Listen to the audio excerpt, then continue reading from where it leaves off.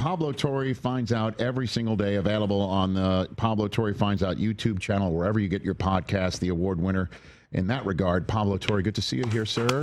Thank you for being here. A genuine honor. I've been getting scouting reports on you guys from your friend David Sampson. Okay. My friend David Sampson, who is jealous of all of the things you do and the ways you do it. Jealous? There's no reason to be jealous. You've met David Sampson, though. You're familiar with his wiring. Now I'm familiar with what you're saying. I'm picking up what you're putting down. The ultimate compliment. I appreciate you saying that. Now, but why are you in LA? What are you doing out here? I'm finding stuff out, Rich.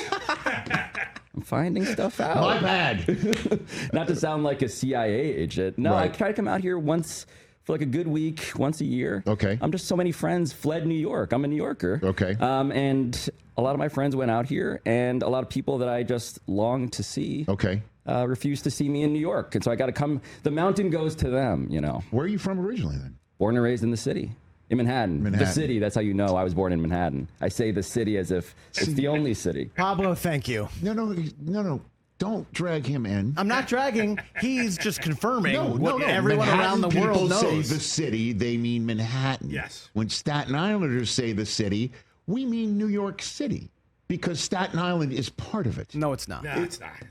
Pablo, Look, so Pablo. I had to tell my daughter that there's this borough called Staten Island. Oh my gosh. And look, man, Fresh Kills, That's Tony exactly right. Reale, Exactly. Colin Jost, these are things that I grew up knowing and appreciating. You New Yorkers, truly. You named two people from Staten Island and a garbage dump. And by the way, the garbage dump is Fresh Kills. I was not referring to the two human beings as a garbage dump. Okay? Just want to be out there for everyone to know. But you take a boat to school. Well, I mean, you're talking about the ferry. Pablo Torre, by the way, is here on the Rich Eisen Show. Our radio audience just rejoined. We can continue this conversation. Pablo Torre Finds Out is an award-winning podcast. By the way, we're both up for an Emmy award. Right. Hey. Yeah. The best sports podcast, this show and yours. I forgot that I'm here to also assassinate you. Boy, you take this seriously. Rich. Damn. Awards are so I walk into your green room, and Yes, sir. it's decorated with many trophies and medals and honorifics. Okay. And deserved, because you've built Thank an you. institution here. I appreciate that. And Thank you. what I think about when I see awards like that, shiny Emmys and all Mm-hmm. sorts of things, is I am so trying to transcend external validation, which I don't feel things when I see your trophy case. Okay. And yet I just want to assassinate you. Well, you shouldn't feel anything seeing my trophy case. That Emmy Award, when you go back into the green room, you will see it's not as shiny as it once was, because it was from my first year on SportsCenter, 1996, and I haven't won another one since. Well, okay, I'm kind of like Dan Marino. I made the Super Bowl really early and then never made it back. But you won that award while I was going through puberty, learning about sports, and so that means something special to me, even if it doesn't Stuart to you. and I, is that what you're saying? 100%. Okay. 100%. So again, surreal, fun, scary. Also, want to assassinate you. Yeah. The third time he said that. I know that. I'm starting to worry now. One more, and I'm going to need a restraining order. I'm not going to lie. Wow, now I'm finding out. How did you get started? I had a panic attack while taking the LSAT and realized I should probably do for a year the thing that I was doing for fun in college, which was writing about sports. Grew up a sports fan, of course. One of those kids with a tiny little notebook in which I wrote down all statistics for NBA players and collected baseball cards and all that stuff. But for me, there was a fork in the road where it was like, I'm a first-generation American, family from the Philippines, came over to New York, and I was supposed to go do something that had stability and a predictable roadmap towards success. Right. And instead, I got into this business.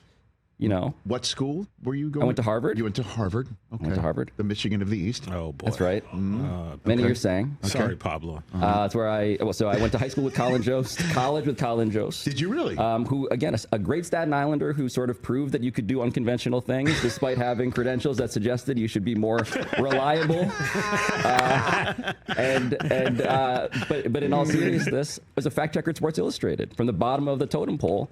and worked my way up through some strange and probably annoying at times, repetitive at times, attempts to pitch stories, and worked my way up. And then ESPN, after I covered Jeremy Lin, I mean, not because of that, but that was the timeline, was like... Linsanity. That was about me, Rich. I don't know if you know that. I didn't know that at all. I'm finding out. It was about an Asian American guy who went to Harvard, who grew up rooting for the Knicks, realizing that the sun in the solar system was suddenly a guy that put me on the cover of Sports Illustrated, me as in my byline, 2 weeks in a row. And at some point, ESPN, the magazine, was like, who's that guy? Meaning, again, the byline. And wound up becoming, fast forward, speed running through all of this, a gas bag on television who realized this is something that I really love doing. Yeah, and thankfully your career has a bit more staying power than the man that you were covering for that for that brief NBA champion Jeremy Lin. NBA champion Jeremy Lin. Canada's favorite son now, Jeremy Lin, winning with the Raptors. That's right. I had an epiphany behind the wheel of my car on Father Capodanno Boulevard in Staten Island, New York City, and where I was covering the police beat as a fill-in cops reporter, and I didn't know all of the codes coming out of this walkie-talkie. I literally thought every code that was coming out was some sort of massive news story I was missing, and I wound up chasing an ambulance through 2 red lights, and I pulled over to the side of the road, and I'm like, I'm literally an ambulance chaser right now. You cannot parse what I am right now.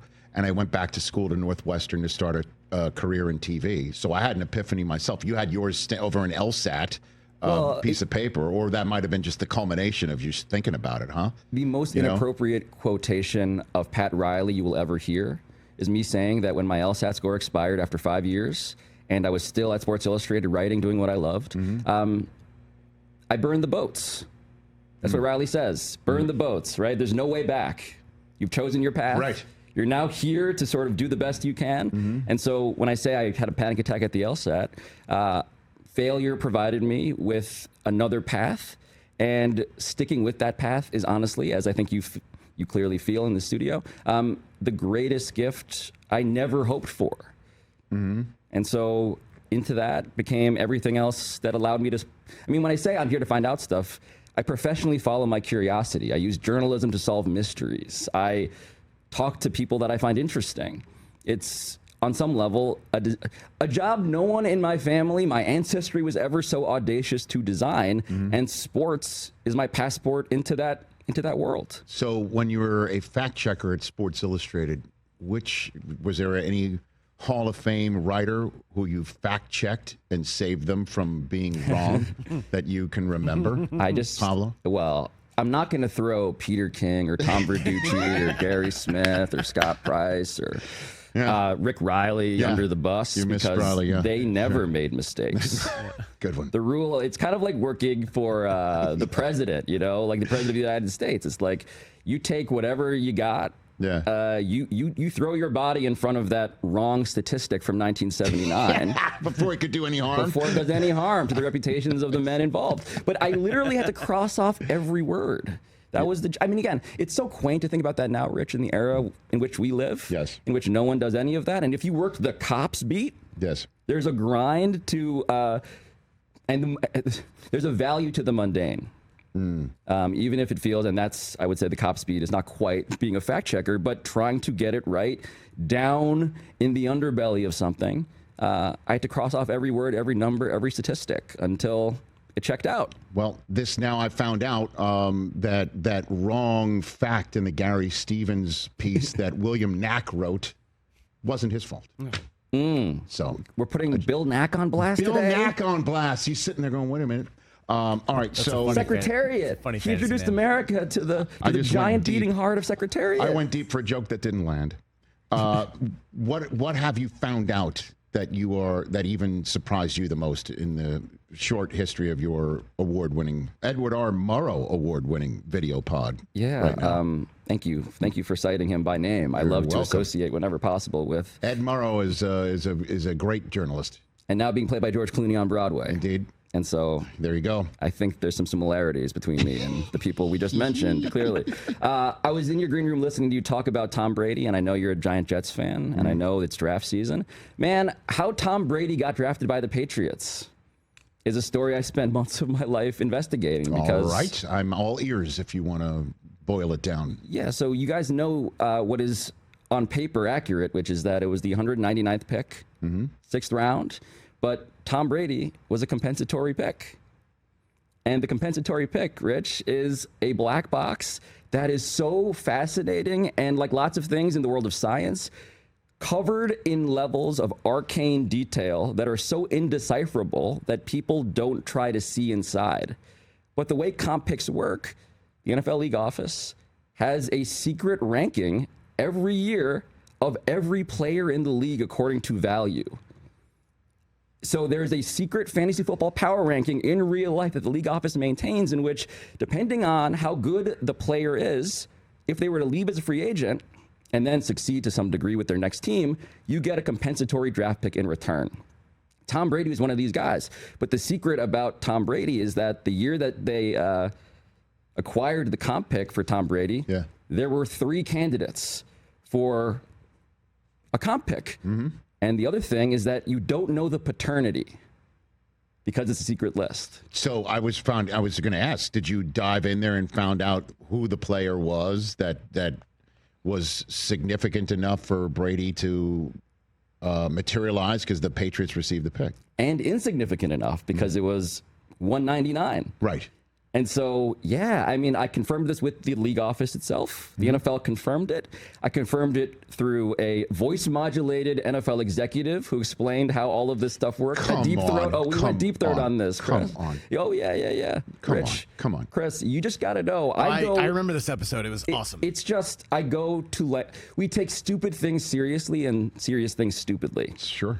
And so you may or may not be hardened to learn that on levels that blew my mind, your New York Jets are entirely responsible for why Tom Brady even got picked by the Patriots. More than Mo Lewis blowing up the innards of Drew Bledsoe to first place Tom Brady on a field? There are levels to this story that I could not have scripted, and it all redounds, and I will do a brief spoiler alert here, to a gentleman named Tom Tupa. The punter/quarterback from The Ohio State University. The man who first ever scored a 2-point conversion with Cleveland for Bill Belichick, who, you may recall, went on to work for your Jets, who recruited at every stop Tom Tupa, who then, in signing Tom Tupa to the Jets, to the Patriots. I mean, I don't want to spend all day reliving the episode. Please go ahead. But in ways that cannot be scripted. Remember when Tom Tupa came in relief as quarterback for your Jets? A kind of obscure thing in the year before Bill Belichick was named coach and then departed. Was that the year that Vinny blew out his Achilles? Yes, in relief of Vinny Testaverde, in came Tom Tupa. I remember that. That game, it's one of those stories where the performance on the field, as well as the decision to let him go and then get re-signed by Bill Belichick later at every stop, ended up resulting in the pick that became Tom Brady. So it's just funny, man. Look, a long wind up to say you did it to yourself. I know. Cosmically, it's just perfect because it's the universe sometimes winks at you. In the story of Tom Tupa becoming Tom Brady, it's just laughing in your face. Yep. That's a shame. I know that. And let's put it this way. Without Tom Tupa, there wouldn't have been Brian Hoyer, who I think took over the Tupa role of going wherever Belichick was, which is New England, pretty much. Yeah. Fascinating. Yeah. So the subject matter that can you say what you're out here finding out, or you like holding off on previewing what you're finding out? So I would say that there is a mixture of serious out here where I don't want to say what it is because I'm investigating things that are hopefully going to materialize. Sure. But there's also great fun. One of the stories that I want to reference here, though, just because I think it's useful for people who are familiar with the pain and trauma of New York sports. You guys know the legend of the LeBron James Knicks recruitment video? Okay. Oh yeah, with the Carmella and Tony Soprano. Oh, yeah. Okay. So the Knicks, when they're recruiting LeBron, the summer of the decision, they have to figure out how are we going to recruit this guy, and they make the equivalent of in my universe, a super sweet 16 video. Like hear all the celebrities saying hi to you, a bar mitzvah video in more common parlance. I appreciate you translating for me. As a New Yorker, this is Jim Dolan making a gift for LeBron by summoning every friend he has. And this had been a rumor and a myth because no one had ever seen the video. And we found the video. And I don't think I'm allowed into the garden. I think I should be afraid, frankly, of how the people involved may feel about us finding the video. But the beginning of the video, to Chris's point there, involves the last known scene of James Gandolfini as Tony Soprano after The Sopranos ended with Edie Falco. And they are in a room in an apartment, and they are at a laptop acting as their characters. So, by the way, end of The Sopranos, guess what? They lived. They're in a room. The Sopranos subreddit was they cared about this episode more than anybody else did. No doubt. I know. But they're looking for an apartment for their friend LeBron, and they pull up a website, and guess what? It's the garden. And into this launches a parade of friends. And just, again, I don't want to just do my whole, episode karaoke thing for you because I love these things like they're my kids. I love it. But the first face you see is Donald Trump. In this video. That's who James Dolan got to recruit LeBron James, first face. And it proceeds from there, Rich. It proceeds from there. And it's hilarious. Spoiler alert. It's really funny. And the names somehow get more absurd. And we found also that they made, in the way that you do, they made alternate videos that are exactly the same for Dwayne Wade and Chris Bosh. And so we have the alts. So you'll hear James Gandolfini and Edie Falco say, for your friend Chris, for your friend Dwayne. You see how they make it behind the scenes? Now, is that tampering? Well, because I'm sure, I don't know if it was Wade and Bosch available to be poached Wade was by the Sopranos? Right? No way. I think, and if the Knicks were making this video, isn't that? And if you're Mickey Arison or you're Riley, you're what the hell? Is it tampering if you're using fake characters who are really actually your season ticket holders? May or may not be dead. Yeah, well, in the terms of spoiler alert. Is it tampering to get Chris Rock to custom make personalized messages for Dwayne Wade and Chris Bosh, which we also have in this video? Did James Dolan invent Cameo? No. Honestly? Well, yada, yada, yada. It didn't work. Did you ever find out what LeBron thought of this video? We reached out to him. There was no comment. But I imagine so. But his camp, I will say this generally, when they saw that I'd published the episode, one person with LeBron said, right, thank God someone else can confirm what we saw in that room. I mean, they all imagine it. Press play. LeBron, sit down. Did we find out where it was shown for him? So LeBron, during all of this, again, the mountain goes to him. Of course. And so everybody comes in, SUV after SUV, and it's the Clippers, it's the Heat, it's the Knicks, and so imagine, it's not merely the Knicks doing this in a vacuum, it's the Knicks doing this in succession of all of these teams who have their own different proposals. And they do press play. And it's everybody on LeBron's team, everybody with the Knicks in a room together, watching what they thought is going to seal the deal. Gold. And what LeBron thought, to put it plainly and not a quote, but just my translation, I cannot possibly sign with this team. Which is, by the way, a heartbreaker because, again, grew up a Knicks fan. We really did think for a lot of the summer, why wouldn't he come to New York? It's New York. And now we have what I found out was part of the answer. I think. Wow. Pablo Torre finds out. Check it out on the Pablo Torre Finds Out YouTube channel, wherever you get your podcast. So if you've pissed off the Knicks, I think you, me, Charles Oakley go to a game together and see what happens. I would love to get thrown out of an institution with you. And we have to figure out which one of us is the one that, I think Oakley would be the one that's most provocative, I imagine. I think we might need to get like a giant trench coat and sit on each other's shoulders. And put like you know, put like Howard Isley on the top or something, you know? Howard Isley. Great call. Good one. Great call. Yeah. Reggie Miller. Me, you, Reggie, Oakley. Let's go to a Knicks game together. I don't know how to make it work, but let's find out. Well, that'd be great to find that out. We'd probably get apprehended within 4 seconds. Dude. What tier are you on the facial recognition? I don't know. Where would he be? Both you guys. Man, well, it's been years since I bitched about Dolan. But I don't think the AI he uses forgets, though. I think. Can I tell you something wild that I learned about Dolan? Actually, you want to stick around for another segment? You want to do that? I would love to turn that into a possibly libelous tease. Yes. Those are my favorite teases. You know, do we want to tell that Dolan story that you want to go on the break? I don't know if we should. All right, I forgot. Honestly, I don't know if we should. I'll hint at it. Okay. To protect you guys and also myself, I guess. Yes. So the NBA Board of Governors is one of my favorite things in the world. So this is the owners' meeting. Yes.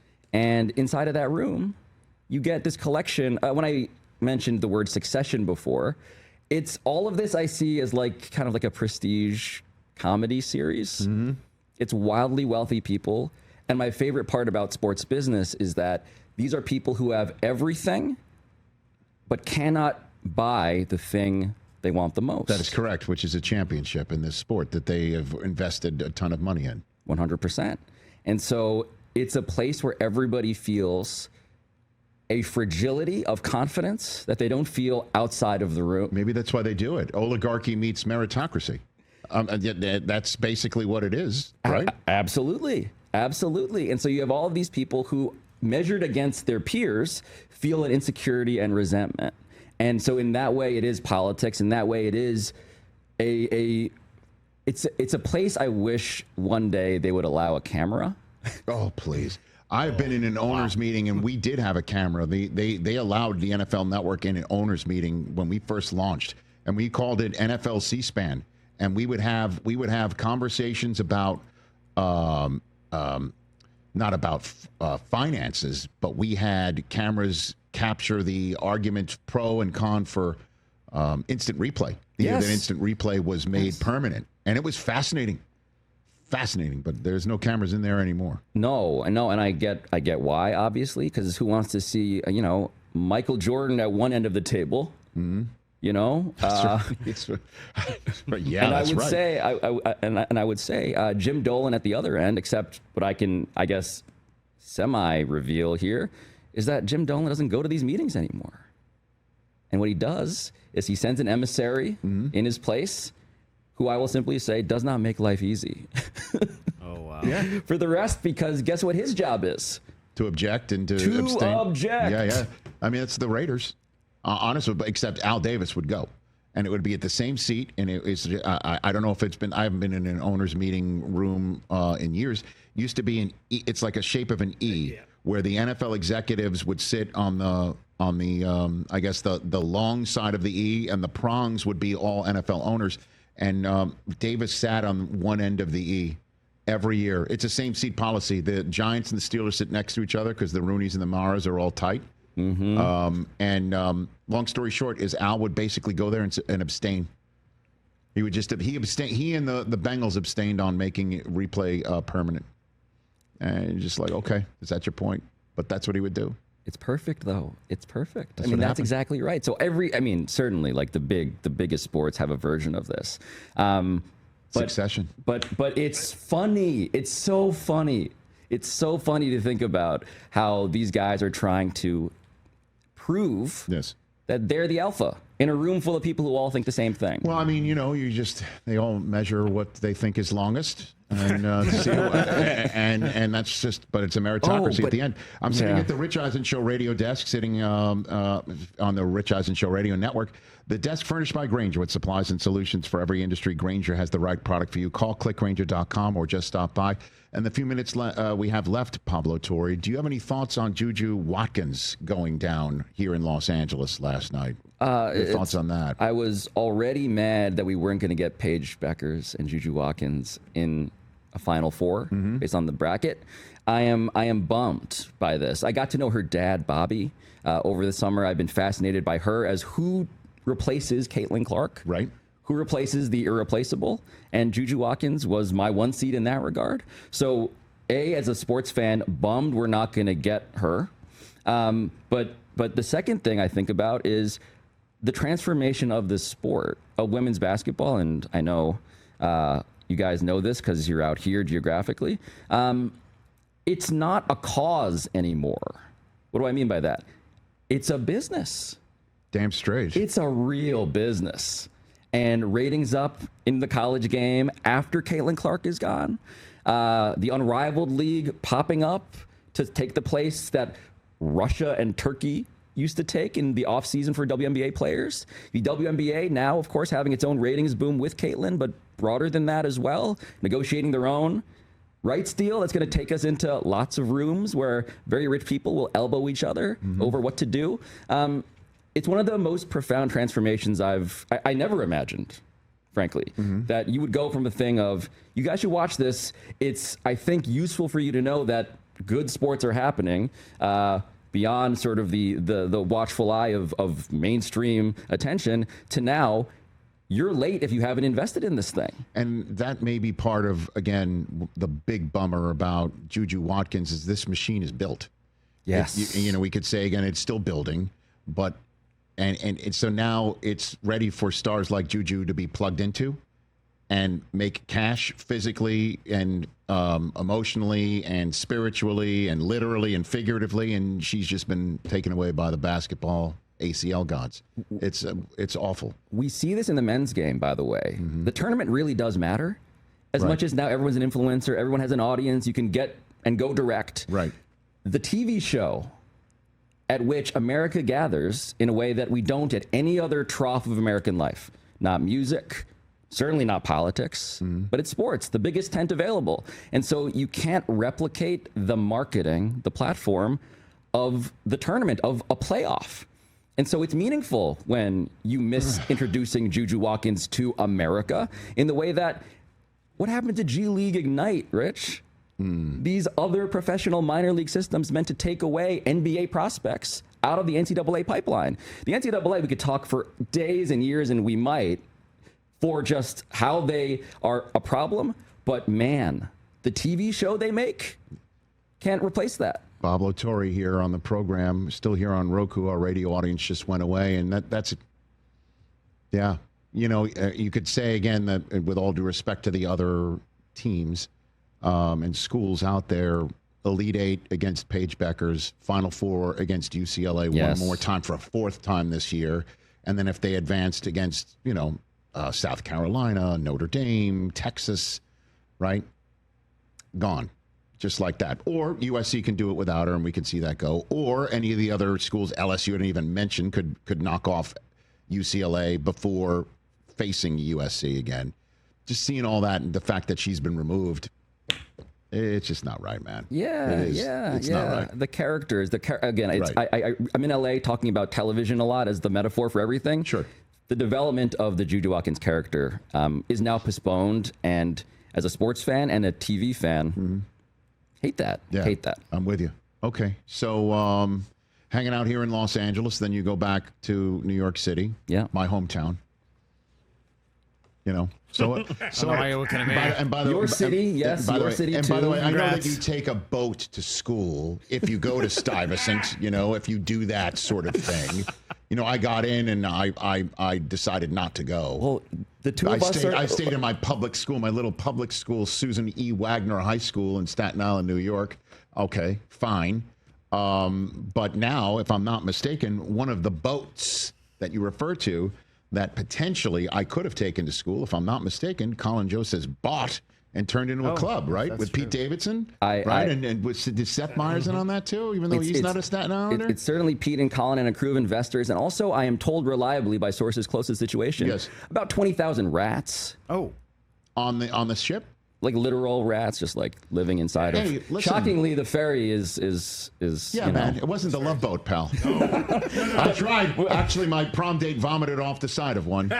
Try to make it a Love Boat. The tall boys you could get. He's now finding out. The tall boys you could get on the ferry. Oh, By my the way, God. When Rich Eisen says he got into Stuyvesant and didn't go, that's a flex. It's a flex. Yeah. Bronx School of Science too. Oh yeah. Said By no. the way, look at you. In that way, Rich, you and I are not so different. How so? We both decided not to go to Stuyvesant. And look at us. Who at would have us. thunk it? Yeah, but you would have just taken a train ride. I would have to take a boat. It's called a ferry, sir. This guy. Mr. Manhattan over here. Yeah. Mr. Finding Out. Maybe you should find out it's called a ferry. Closer to New Jersey. You're right. Good to see you, man. Beautiful orange ferry. Catch the Rich Eisen Show live weekdays from 12 to 3 p.m. Eastern on Roku Sports Channel in the U.S.